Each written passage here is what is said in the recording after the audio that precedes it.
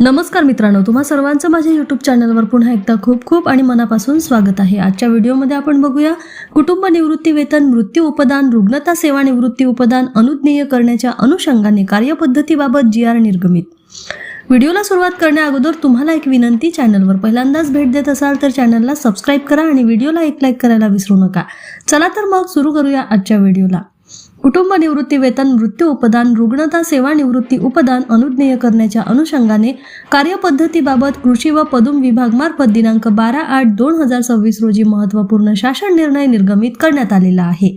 सदर निर्णयानुसार नमूद करण्यात आलेले आहे की कृषी व पदुम विभागातील कर्मचाऱ्यांच्या बाबतीत परिभाषित अंशदान निवृत्ती वेतन योजना राष्ट्रीय निवृत्ती वेतन प्रणाली अंतर्गत असणाऱ्या कर्मचाऱ्यांच्या मृत्यू पश्चात त्यांचे कुटुंबाने नमुना 3 नुसार महाराष्ट्र नागरी सेवा 1982 प्रमाणे कुटुंब निवृत्ती वेतनाचा लाभ मिळण्याबाबतच्या विकल्पाची निवड केली असल्यास कुटुंब निवृत्ती वेतन व मृत्यू उपदान अनुज्ञेय करण्यासाठी पुढील प्रमाणे कार्यवाही करण्याचे निर्देश देण्यात आलेले आहेत। परिभाषित अंशदान निवृत्ती वेतन योजना लागू असणारे कर्मचारी, मृत कर्मचाऱ्यांच्या कुटुंबास कायदेशीर वारसास कृषी व पदुम विभागाच्या शासन निर्णयानुसार सानुग्रह अनुदान 10 लाख व किंवा कृषी व पदुम विभागाच्या दिनांक 30/11/2015 रोजीच्या निर्णयानुसार अंशदान निवृत्ती वेतन योजना अंतर्गत अंशदान व त्यावरील जमा व्याजाच्या रकमेचा परतावा यापैकी एक किंवा दोन्ही लाभांचे प्रदान करण्यात आले असल्यास याबाबत कार्यालय प्रमुख व सक्षम अधिकारी कार्यालयांनी त्यांच्या स्तरावर प्रथम खात्री करण्याचे निर्देश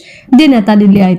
तर मृत कर्मचाऱ्यांच्या कुटुंबास कायदेशीर वारसास परिभाषित अंशदान निवृत्ती वेतन योजना अंतर्गत यापूर्वी प्रदान करण्यात आलेल्या केवळ शासनाचे अंशदान व त्यावरील व्याज किंवा केवळ सानुग्रह अनुदान ₹10 लाख किंवा शासनाचे अंशदान व त्यावरील व्याज व सानुग्रह अनुदान ₹10 लाख यांचे प्रथम समायोजन करणे आवश्यक असेल। पुन्हा भेटू एका नवीन अपडेटसह। धन्यवाद।